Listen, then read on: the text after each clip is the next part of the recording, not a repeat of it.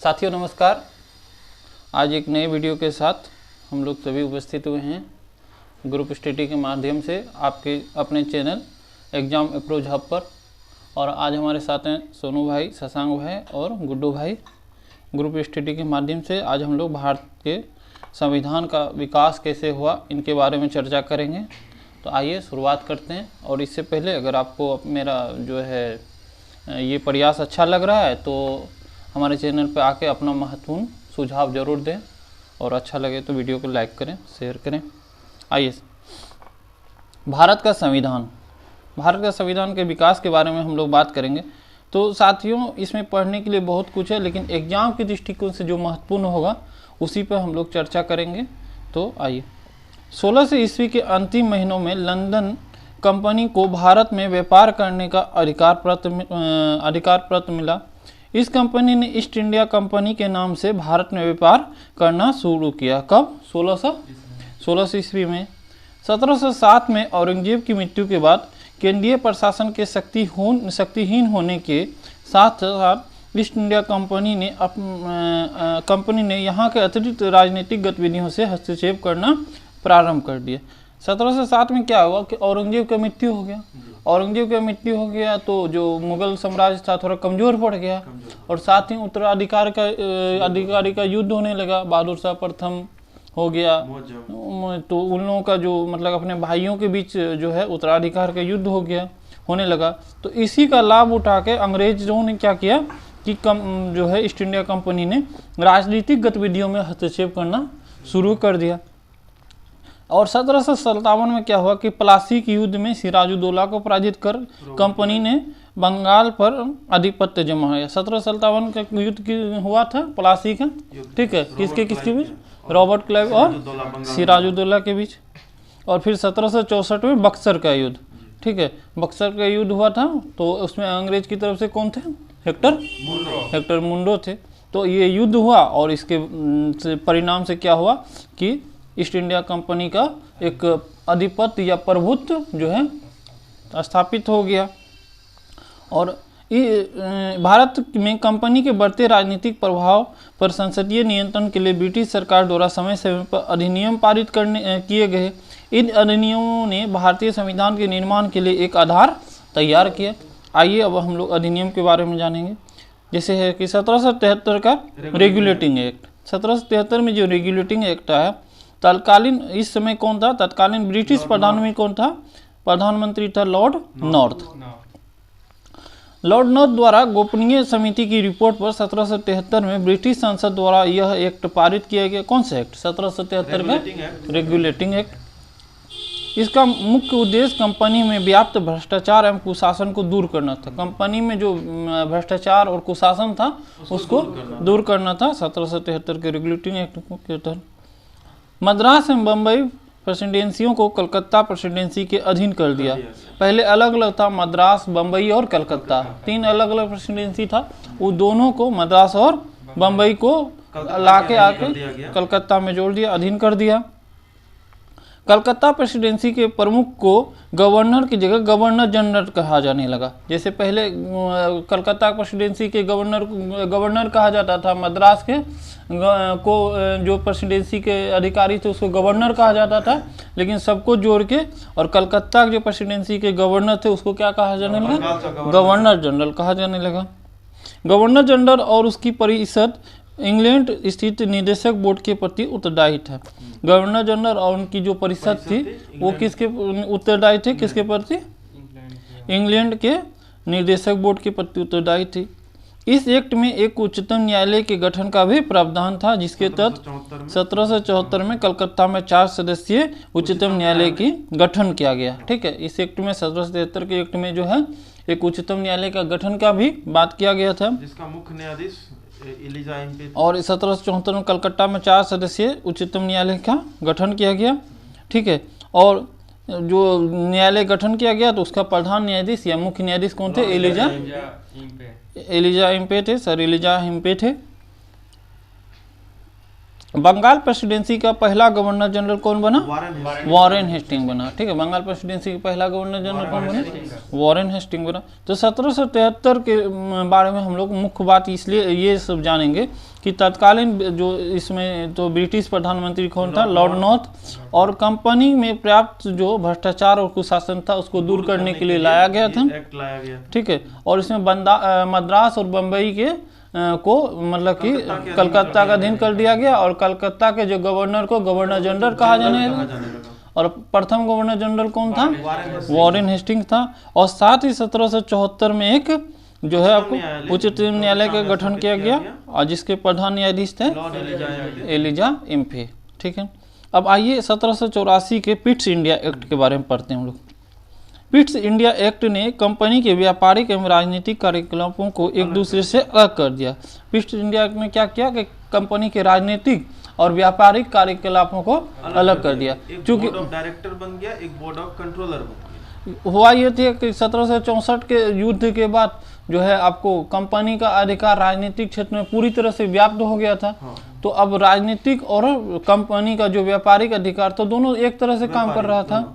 लेकिन 1784 के एक्ट के आने के बाद व्यापारिक अधिकार को अलग कर दिया और राजनीतिक अधिकार को अलग कर दिया। इस अधिनियम द्वारा द्वैध शासन की शुरुआत हुई, जो कि 1858 तक विद्यमान रही।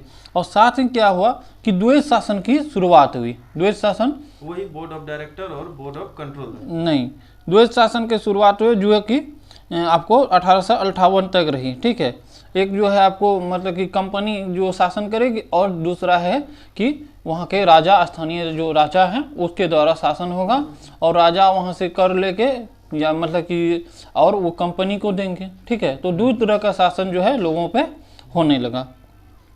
उसके बाद 1793 का चार्टर एक्ट। ठीक है, 1793 का चार्टर एक्ट के तहत बोर्ड ऑफ कंट्रोल के अधिकारियों का वेतन भारतीय कोष से मिलने लगा। ठीक है, 1793 में क्या हुआ कि जो बोर्ड ऑफ कंट्रोल का जो अधिकारी था उसका जो वेतन होगा वो भारतीय कोष से दिया जाने लगा। उसके बाद आइए 1813 का चार्टर एक्ट। इस एक्ट के अंतर्गत कंपनी के भारतीय व्यापार और एकाधिकार को समाप्त कर दिया, किंतु चीन से व्यापार और चाय का व्यापार एकाधिकार बना रहा। 1813 में क्या हुआ कि कंपनी का जो है ना एकाधिकार था कि जो भी व्यापार करेगा वो कंपनी ही करेगा, तो उसको समाप्त कर दिया, मोनोपोली को समाप्त करके अब सिर्फ ये दिया गया कि आप चीन के साथ और चाय का व्यापार यही आप इसी में आपका मोनोपोली रहेगा, बाद बाकी आप सब यहाँ पे करेगा। हाँ, बाकी अभी जो है जो भी होगा वो सभी इस पे अपना मतलब कि व्यापार करेंगे। आप भी कर सकते हैं लेकिन कि आपका एकाधिकार नहीं होगा। ठीक है, इस हटा दिया गया। इस एक्ट के तहत 1 लाख रुपये प्रतिवर्ष जो है विद्वान भारतीय के प्रोत्साहन तथा साहित्य के सुधार तथा पुनरुत्थान के लिए भी रखा गया। इस एक्ट के तहत क्या हुआ कि 1 लाख रुपया जो है प्रतिवर्ष विद्वान जो है भारतीय विद्वान को और साहित्य के पुनरुत्थान के लिए, साहित्य विकास के लिए भी रखा गया। ठीक है, 1813 के एक्ट में हम लोग दो बात को जाने के। पहला बात यह है कि कंपनी के एकाधिकार को हटा दिया और चीन और चाय का व्यापार रहेगा। दूसरा है कि 1 लाख रुपये जो है भारतीय विद्वानों को और साहित्य के पुनरुत्थान के लिए रखा गया है। बस ये दो बात को हम लोग को जानना है। अब आइए 1833 का चार्टर एक्ट जो कि महत्वपूर्ण है। 1833 के चार्टर एक्ट में भारत में अंग्रेजी शासन के दौरान संविधान निर्माण के प्रथम धुंधले संकेत इससे मिलते हैं। तो अगर आप पूछा जाएगा क्वेश्चन में कि भारत किस चार्टर एक्ट के तहत भारत के संविधान के धुंधले मतलब कि आसार नजर आते हैं, तो है 1833 के चार्टर एक्ट के तहत। ठीक है, इसमें जो है आपको संविधान निर्माण के प्रथम धुंधले संकेत इस एक्ट में मिलते हैं 1833 के। दूसरा है कि इस एक्ट में से कंपनी के व्यापारिक अधिकार को समाप्त कर दिया। कंपनी का जो व्यापारिक अधिकार था समाप्त कर दिया कि आप क्या व्यापार वगैरह में लगे हुए हैं, आप जो है ना पूरा भारत को ही संभालिए। ठीक है, और अन्य कंपनियों को व्यापार करने के लिए दीजिए। उसे भविष्य में केवल राजनीतिक कार्य ही करने थे। ठीक है, कंपनी को, ईस्ट इंडिया कंपनी को बोला कि आप राजनीतिक काम कीजिए, बाकी अन्य कंपनी जो है व्यापार करेगी। तो 1833 का जो चार्टर एक्ट हुआ तो इसमें कंपनी का व्यापारिक अधिकार को समाप्त कर दिया गया। इस एक्ट के द्वारा भारतीय प्रशासन का केंद्रीकरण किया गया। बंगाल का गवर्नर अब भारत का गवर्नर जनरल बन गया। ठीक है, तो किस एक्ट के तहत बंगाल का गवर्नर भारत का गवर्नर जनरल बन गया? और ये कौन थे भारत का प्रथम governor general? Lord William Bentinck. Lord William Bentinck Bharat के पहले गवर्नर जनरल बने। इस एक्ट के द्वारा गवर्नर जनरल की सरकार भारत सरकार और उसकी परिषद भारत परिषद कहलाने लगी। इससे पहले क्या था कि गवर्नर जनरल की सरकार जो होती ना वो भारत सरकार नहीं कहलाते थे, लेकिन इस 1833 के एक्ट के तहत क्या हुआ कि गवर्नर जनरल की जो सरकार थी उसको भारत सरकार कहा जाने लगा और साथ ही उनकी जो परिषद थी उसको भारत परिषद कहा जाने लगा। ठीक है। भारतीय कानूनों को लिपिबद्ध तथा सुधारने के उद्देश्य से लॉर्ड मैकाले की अध्यक्षता में प्रथम विधि आयोग का गठन किया गया। ये क्वेश्चन भी आता है बार बार कि किनकी अध्यक्षता में प्रथम विधि आयोग का गठन किया गया? तो मैकाले के। ठीक है। भारतीय कानून को लिपिबद्ध और सुधारने के लिए लॉर्ड मैकाले के द्वारा प्रथम जो है विधि आयोग का गठन किया गया। ठीक है। तो 1833 के जो चार्टर एक्ट में इसमें कुछ महत्वपूर्ण बातें हैं, एक बार और प्रकाश डाल देते हैं। पहला ये है कि इसमें संविधान निर्माण के प्रथम धुंधले संकेत मिलते हैं हमें 1833 में। दूसरा, व्यापारिक अधिकार कंपनी का समाप्त। दूसरा है कि इसका व्यापारिक अधिकार को समाप्त कर दिया गया। तीसरा क्या है कि भारत के बंगाल के गवर्नर जनरल को अब क्या कहा जाए? भारत का गवर्नर जनरल, पहला भारत का governor general Lord William Bentinck था। और चौथा है कि इसमें क्या हुआ कि गवर्नर जनरल की सरकार को भारत सरकार और गवर्नर जनरल की परिषद को भारत परिषद कहा जाने लगा। और पांचवा क्या है कि भारतीय कानून को लिपिबद्ध सुधारने के लिए एक विधि आयोग का गठन किया गया। किसकी? मैकाले की अध्यक्षता में। ठीक है। 1853 का चार्टर एक्ट के बारे में आप लोग पढ़ते हैं। विधायी परिषद और कार्यकारी परिषद को अलग कर दिया। 1853 में क्या हुआ कि विधायी परिषद और कार्यकारी परिषद को अलग कर दिया। इस एक्ट द्वारा सर्वप्रथम संपूर्ण भारत के लिए एक विधानमंडल की स्थापना की गई। दो बात इसमें महत्वपूर्ण है। पहला ये है कि विधायी परिषद और कार्यकारी परिषद को अलग कर दिया। तो क्वेश्चन बना हुआ है, पहले भी पूछा जाता है कि किस एक्ट के द्वारा विधायी कार्य और कार्यकारी परिषद को अलग कर दिया गया? तो 1853 के चार्टर एक्ट द्वारा। इसी एक्ट द्वारा जो है सर्वप्रथम संपूर्ण भारत के लिए एक विधानमंडल की स्थापना की गई। एक विधानमंडल जो अभी हम लोग के देखते हैं, तो संपूर्ण भारत के लिए एक विधानमंडल की स्थापना किस एक्ट के द्वारा की? 1853 के चार्टर एक्ट द्वारा किया गया। ठीक है। अब जो है इसके बाद क्या हुआ, चार्टर एक्ट यहाँ समाप्त हो गया, चूंकि जो 1857 का जो क्रांति हुई थी उसके बाद चार्टर एक्ट को समाप्त कर दिया। उसके बाद क्या आएगा? भारतीय शासन अधिनियम 1858। भारतीय शासन अधिनियम 1858 आया। यह एक्ट 1858 का भारत के उत्तम प्रशासन के लिए act for the good government of India बना। ठीक है। 1857 में जो ये हुआ था, क्रांति हुआ था, उसके बाद ही जस्ट ही 1858 को यह एक्ट आया। भारतीयों को लुभाने के कारण के चलते ये एक्ट लाया गया था। इस एक्ट में कुछ अच्छी बातें थे और कुछ लुभाने वाली बातें थी। इस अधिनियम द्वारा भारत के शासन को कंपनी के हाथों से निकालकर ब्रिटिश क्राउन के हाथ में दे दिया। ठीक है। कंपनी से इसका जो शासन था उसको हटा के किसके हाथ में दे दिया? ब्रिटिश क्राउन के हाथ में दे दिया। इस अधिनियम द्वारा 1784 के पिट्स इंडिया एक्ट द्वारा लागू द्वेष शासन को समाप्त कर दिया गया। द्वेष शासन जो लागू था 1784 में पिट्स इंडिया एक्ट के तहत, उसको समाप्त कर दिया गया। भारत के राज्य सचिव का पद सृजन किया गया। भारत के राज्य सचिव का पद सृजन किया गया, जिसे 15 सदस्यों की एक परिषद भारत परिषद के नाम से जाना जाता था। की सहायता ठीक है, भारत परिषद के नाम से जाना जाता था। भारत के गवर्नर जनरल को अब वायसराय की उपाधि मिली। ठीक है। भारत के गवर्नर जनरल को क्या कहा जाने लगा?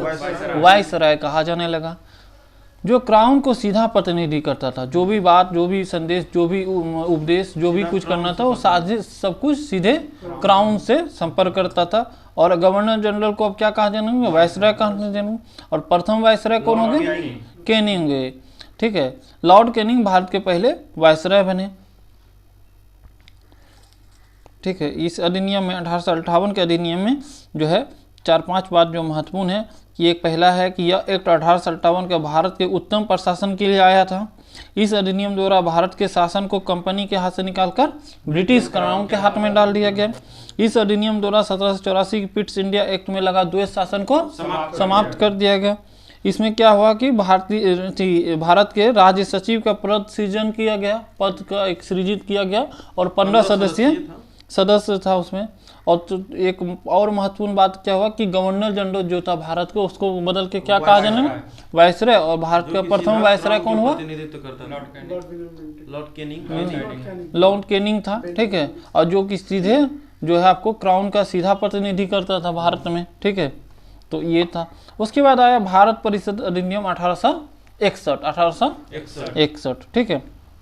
1858 के 3 साल बाद जो है 1861 में आया भारत परिषद अधिनियम 1861। इसमें क्या हो कि पहली बार भारत में प्रतिनिधि संस्थाओं और मंत्रिमंडल ये व्यवस्था की नींव पड़ी। पहली बार क्या हो कि भारत में प्रतिनिधि संस्थाओं और मंत्रिमंडलीय व्यवस्था की नींव पड़ी इसी में, ठीक है। गवर्नर जनरल को अध्यादेश जारी करने का अधिकार मिला। इसमें दो जो महत्वपूर्ण बात थी 1861 में, पहला ये था कि भारत में पहली बार क्या हुआ, मंत्रिमंडलीय व्यवस्था की नींव पड़ी। जैसे हम लोग देखते हैं कि संविधान का निर्माण का धुंधला संकेत कहाँ मिलता है हम लोग को, 1833 में। उसी प्रकार से यहाँ पे मंत्रिमंडलीय व्यवस्था की नींव एक दिखाई देती है 1861 में। और दूसरा जो है एक महत्वपूर्ण की जो मतलब कि गवर्नर जनरल को अध्यादेश जारी करने का अधिकार मिला, वो इसी में मिला, ठीक है। अभी भी हम लोगों के राष्ट्रपति के पास अध्यादेश जारी करने का 123 में है आर्टिकल में। तो उसी प्रकार से वो 1861 में गवर्नर जनरल को क्या मिला था, अध्यादेश जारी करने का अधिकार मिला था 1861 में। अब आइए भारत परिषद अधिनियम 1892 के बारे में हम लोग पढ़ते हैं। पर इसमें क्या था कि परिषदों को शर्तों एवं प्रतिबंधों के साथ वार्षिक बजट पर विचार विमर्श करने तथा प्रश्न पूछने की शक्ति दी गई, ठीक है। 1892 में क्या हुआ कि कुछ शर्त और प्रतिबंध के साथ क्या हो कि वार्षिक बजट जो था उस पर विचार विमर्श तथा प्रश्न पूछने की शक्ति दी गई, ठीक है। कि आप प्रश्न पूछ सकते हैं और इसमें थोड़ा सा विचार विमर्श कर सकते हैं, ठीक है। और दूसरा इसमें जो एक यही महत्वपूर्ण एक बात है कि 1892 में कि परिषदों को शर्तों एवं प्रतिबंधों के साथ क्या किया गया, जो मंत्री परिषद था उसमें क्या किया गया कि आप जो है वार्षिक बजट पर क्या कीजिएगा, विचार विमर्श कीजिएगा और थोड़ा बहुत प्रश्न पूछ सकते हैं। तो ये क्वेश्चन बनता है कि किस भारत शासन अधिनियम के तहत या भारत परिषद अधिनियम के तहत जो मंत्रिमंडलीय परिषद था उसको बजट पे प्रश्न पूछने का अधिकार या विचार विमर्श करने का अधिकार मिला 1892 का, ठीक है। अब आइए भारत परिषद अधिनियम 1909 जिसको कि मार्ले मिंटो रिफॉर्म या मार्ले मिंटो सुधार कहा जाता है। और ये बहुत विवादित भी रहा था अपने सांप्रदायिक पंचांग के लेके, सांप्रदायिक निर्वाचन को लेके, ठीक है। सांप्रदायिक पंचांग तो आया था वो इसके क्या कहते हैं, हाँ भीमराव अम्बेडकर का कारण सांप्रदायिकता का मतलब जनक कहा जाता है इसको, लॉर्ड मिंटो को। देखिए मार्ले मिंटो रिफॉर्म के बारे में पढ़ते हैं 1909 का। इस अधिनियम ने में पहली बार क्या हुआ, मुस्लिम समुदाय के लिए पृथक निर्वाचन मंडल की सुविधा प्रदान की। मुस्लिम को अब जो है मुस्लिम कैंडिडेट ही होंगे और उसको सिर्फ मुस्लिम ही वोट देंगे, यानी भारत को बांटने का प्रयास किया गया। वहाँ पे भारत को क्या ये साफ राजनीति था अंग्रेज का कि हम भारत को बांट देंगे, भारत को एकता जहाँ नहीं रहेगा वहाँ खुद ब खुद बट मतलब कि जो है आप वहाँ पे कुछ भी वहाँ पे कीजिएगा तो किसी को कोई मतलब नहीं होगा। भारत के एकता को अखंडित करने का वहाँ पे पूर्णतः मतलब प्रयास किया गया था अंग्रेज के द्वारा। इस अधिनियम ने केंद्रीय तथा प्रांतीय विधायी शक्ति को बढ़ाया। इस अधिनियम ने क्या किया, केंद्रीय तथा प्रांतीय विधायी शक्ति को बढ़ाया।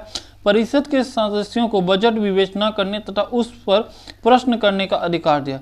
पहले 1892 में क्या हुआ कि जो है बजट पे जो है प्रश्न पूछ सकते हैं। अब ये 1909 में क्या किया गया कि जो बजट पेश हो गया है आप उस पर विवेचना कर सकते हैं, तर्क कर सकते हैं, ये सही है, ये गलत है, ये जो इस मद पर इतना खर्च आ रहा है ये नहीं, इससे कम या इससे ज़्यादा होना चाहिए, ठीक है। ये आपको पहले आप प्रश्न पूछ सकते हैं। अब लेकिन आप क्या कर सकते हैं कि इसमें विवेचना कर सकते हैं, आप तर्क कर सकते हैं।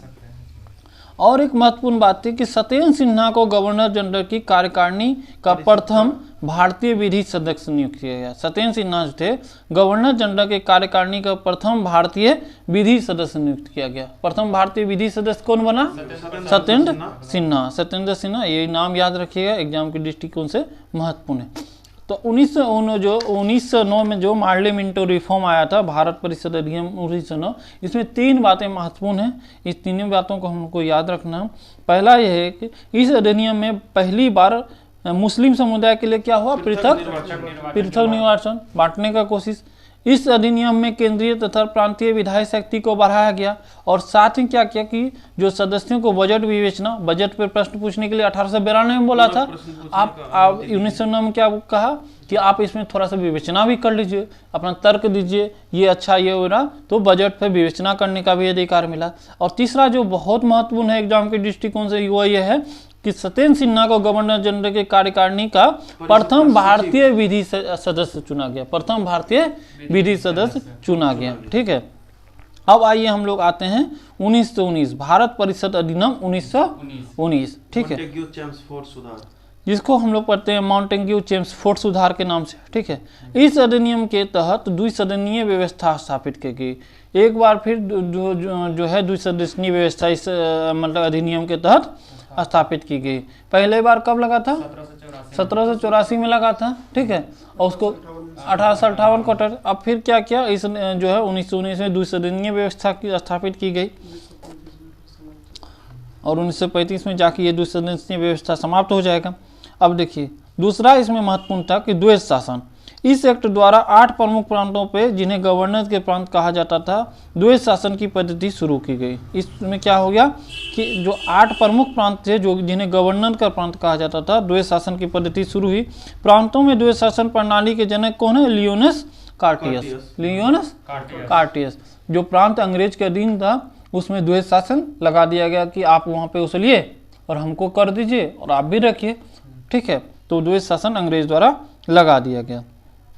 इसमें तीसरा जो महत्वपूर्ण बात था, इसी अधिनियम के द्वारा पहली बार भारत में लोक सेवा आयोग का गठन किया गया। साथ ही पहली बार लोक लेखा तथा वित्त समिति का भी गठन किया गया, जो कि बहुत महत्वपूर्ण है एग्जाम के दृष्टिकोण से कि पीसीएस जो है उसकी व्यवस्था की गई 1919 के द्वारा। 1919 मतलब के उसमें मॉन्टेग्यू चेम्सफोर्ड सुधार के तहत 1927 में इस आयोग गठन नहीं है, मतलब कि ये अधिनियम के द्वारा, मतलब कि उसका 1919 का हाँ गठन हुआ। इसी अधिनियम के द्वारा उसमें गठन हुआ। इस अधिनियम के द्वारा पहली बार भारत में लोक सेवा आयोग का गठन हुआ। साथ ही पहली बार लोक लेखा तथा वित्त समिति का भी गठन किया गया। ठीक है, और चौथा जो महत्वपूर्ण है कि भारतीय आधार पर राज्यों के पुनर्गठन की सिफारिश मोंटफोर्ट रिपोर्ट 1918 द्वारा की गई। अब यहाँ पे फिर बांटने का कोशिश किया गया कि भाषाई आधार पर राज्यों का पुनर्गठन होगा। ठीक है, तो ये कोशिश किया गया था मोंटफोर्ट रिपोर्ट 1918 द्वारा, और उसका नींव यहीं पे डाल दिया गया था, जो कि आगे चल के 1953 में जो है बट ही गया, मतलब कि आंध्र प्रदेश। तो ये यहाँ पे कोशिश किया गया। तो इसमें भारत परिषद अधिनियम 1919 या मॉन्टेग्यू चेम्सफोर्ड सुधार जो है, इसके तहत हम लोग जानेंगे। इसमें ये बताइए तो पहले कि कौन सचिव था और कौन ये थी था, वाइसराय कौन था, चेम्सफोर्ड, और मतलब सचिव था मॉन्टेग्यू क्या था, सचिव था। ठीक है, इसमें 4 महत्वपूर्ण बात है। 4 में है पहला कि इस अधिनियम के तहत द्विसदनीय व्यवस्था की गई। ठीक है, द्विसदनीय व्यवस्था की गई। अच्छा, द्विसदनीय व्यवस्था की गई थी। ठीक है, द्वैध शासन नहीं, सॉरी हम तभी आपको बताया, आगे आप बोले भी थे। हाँ, द्वैध शासन भी बोल दिए थे। द्वैध शासन। ठीक है, तो इसमें क्या हुआ कि द्विसदनीय व्यवस्था की गई। ठीक है, और दूसरा क्या था कि द्वैध शासन। इस एक्ट के द्वारा 8 प्रमुख प्रांतों में गवर्नर के प्रांत जहाँ पर था वहाँ पे क्या हुआ, द्वैध शासन लगाया गया। तीसरा क्या था कि इस अधिनियम के द्वारा पहली बार भारत में लोक सेवा आयोग का गठन हुआ, लोक सेवा आयोग, और साथ ही पहली बार लोक लेखा तथा वित्त समिति जो है अभी उसका भी गठन हुआ। ठीक है, लोक लेखा समिति और वित्त समिति का भी गठन हुआ। और चौथा है कि भाषाई आधार पर राज्यों के पुनर्गठन का सिफारिश मेटफोर्ड रिपोर्ट 1918 द्वारा की गई। अब आइए भारत शासन अधिनियम 1900। चीज और था उसमें कि सर्वप्रथम महिलाओं को वोट डालने का जो अधिकार था वो भी 1919 के तहत ही दिया गया। महिलाओं को सबसे प्रथम वोट डालने का अधिकार भी 1919 के तहत दिया गया था। ठीक है, आइए भारत शासन अधिनियम 1935 के बारे में पढ़ते हैं, जो कि बहुत महत्वपूर्ण है। और 1935 के शासन अधिनियम 1920 से 1935 तक राष्ट्रीय आंदोलन का परिणाम था। यह विधेयक 2 अगस्त 1935 को पारित हुआ। कब हुआ? 2 अगस्त 1935 को पारित हुआ। प्रस्तावना रहित यह अधिनियम ब्रिटिश संसद के इतिहास का सबसे बड़ा और सबसे जटिल प्रलेख था। इसमें 14 भाग 10 परिशिष्ट 321 धाराएं तथा 10 अनुसूचियां थी। ठीक है। भारत का वर्तमान संवैधानिक ढांचा काफ़ी हद तक इस अधिनियम पर आधारित है। भारत का जो आपको संविधान है अभी, वो काफ़ी हद तक इसी पर आधारित है। और इसमें क्या था कि आपको 14 भाग था, 10 परिशिष्ट था, 321 धाराएं आर्टिकल तथा 10 अनुसूची थी। ठीक है। इसमें अब आइए इस अधिनियम के बारे में कुछ न कुछ महत्वपूर्ण बातें जानते हैं। इस अधिनियम के सबसे उल्लेखनीय विशेषता यह थी कि ब्रिटिश प्रांतों तथा संघ में शामिल होने के लिए तैयार भारतीय रियासतों को अखिल भारतीय संघ बनाने का प्रावधान रखा गया। ठीक है। तो किस अधिनियम के द्वारा भारतीय रियासतों को अखिल भारतीय संघ बनाने का प्रावधान रखा गया? तो 1935 का। प्रांतों में द्वैत शासन व्यवस्था को समाप्त कर दिया। प्रांत में जो द्वैत शासन व्यवस्था फिर से लग गया था, कब? 1919 में उसको समाप्त कर दिया गया और केंद्र में लगा दिया गया। और प्रांतों में पूर्ण उत्तरदायी सरकार बना दी गई। ठीक है। पूर्ण रूप से उत्तरदायी सरकार बना दी कि आप ही मालिक हैं, अब जो करना है आपको कीजिए, आपको जवाब नहीं देना होगा। द्वैत शासन की व्यवस्था अब केंद्र में लागू कर दिया। द्वैत शासन की व्यवस्था कहाँ कर दिया? केंद्र में कर दिया। संघीय न्यायालय की स्थापना की गई, जिसके विरुद्ध अपील पीवी काउंसिल लंदन में की जा सकती थी। एक संघीय न्यायालय की भी स्थापना की गई और जिसके विरुद्ध अपील कहाँ की जाएगी? पीवी काउंसिल लंदन में की जाएगी। इस अधिनियम के तहत बर्मा को भारत से अलग कर दिया गया और उड़ीसा तथा सिंध 2 नए प्रांत बनाए गए। बर्मा को अलग कर दिया गया और उड़ीसा और सिंध 2 नए प्रांत बनाए गए।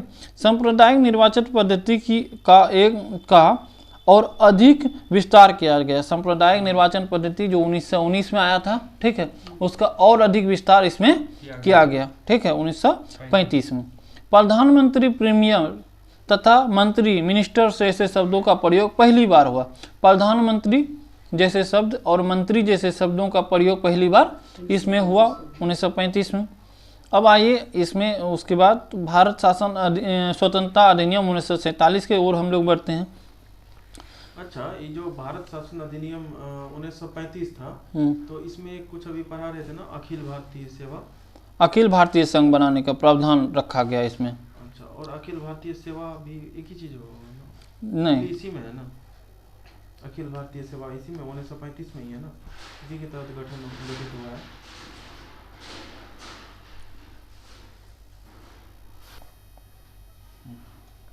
प्रधानमंत्री को क्या प्रीमियम तथा मंत्री को क्या कहा जाने लगा? मिनिस्टर्स जैसे शब्दों का 1935 में हुआ पहली बार। ठीक है। और आइए अब हम लोग क्या कहते हैं, भारत स्वतंत्रता अधिनियम 1947 पर चलते हैं। माउंटबेटन योजना के आधार पर ब्रिटिश संसद ने भारतीय स्वतंत्रता विधेयक 18 जुलाई 1947 को पारित किया। इस अधिनियम को 4 जुलाई 1947 को प्रस्तुत किया गया था। कब प्रस्तुत किया गया था?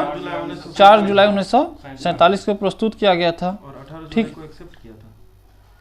18 जुलाई 1947 को पारित किया गया। ठीक है। और इसे आपको 4 जुलाई 1947 को प्रस्तुत किया था और 18 जुलाई को इसको पारित कर दिया गया। ठीक है। और इसके तहत क्या हुआ कि जो है आपको भारत स्वतंत्रता अधिनियम के तहत दोनों राज्यों को सीमा के निर्धारण के लिए जो मतलब कि आइए थोड़ा सा और इसको डीप में जाते हैं कि अगस्त 1947 की तारीख निर्धारित की गई 14 और 15 अगस्त को निर्धारित की गई, किसको? भारत और पाकिस्तान को 2 डोमिनियन राज्यों में बांटने के लिए। ठीक है।